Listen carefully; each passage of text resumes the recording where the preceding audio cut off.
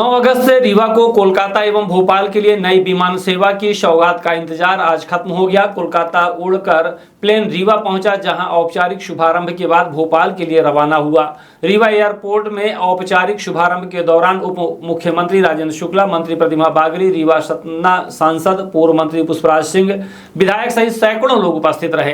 Rewa airport बनने के बाद 10 नवंबर 2025 को यहां से 72 सीटर रीवा दिल्ली पहला प्लेन उड़ा था। इसके बाद 22 दिसंबर 2025 को रीवा इंदौर और मार्च 2026 में रीवा रायपुर के लिए हवाई सेवा शुरू हुई। इस दौरान 35,000 से ज्यादा यात्रियों ने यात्रा की और अब 9 अगस्त को रीवा, भोपाल और कलकत्ता से जुड़ जाएगा। भोपाल में मुख्यमंत्री मोहन यादव और केंद्रीय नागरिक उड्डयन मंत्री किंजरापू राममोहन नायडू हरी झंडी दिखाकर आज विधिवत शुभारंभ किया।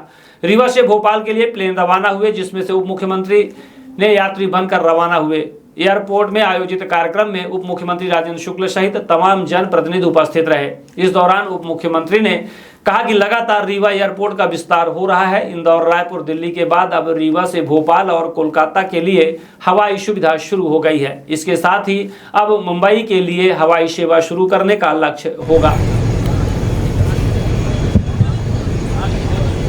हवाई सेवा का विस्तार, विंध्य का विकास।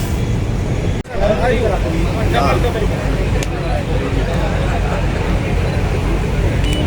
है?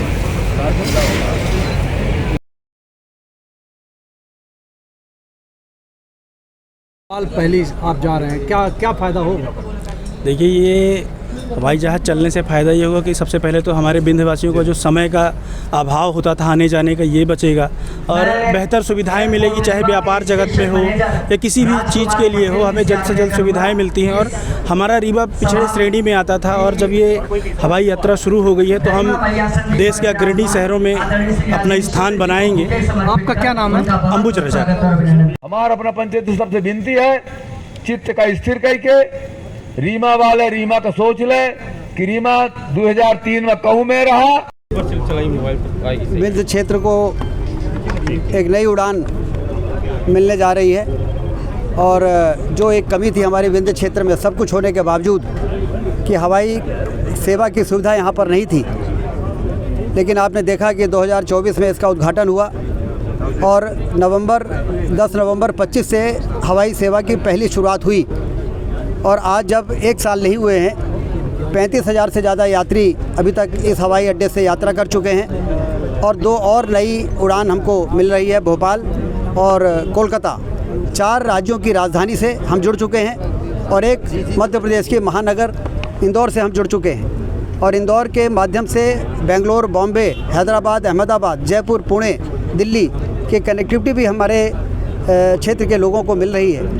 ये एक बड़ी कमी दूर हुई है। इसके कारण यहाँ पर निवेश भी बढ़ेगा, यहाँ पर्यटन भी बढ़ेगा, यहाँ पर व्यापार बढ़ेगा, रोजगार के अवसर सृजित होंगे, बेरोजगारी और गरीबी दूर होगी और विंध्य क्षेत्र आने वाले दिनों में हिंदुस्तान के सबसे विकसित इलाकों के रूप में स्थापित होगा।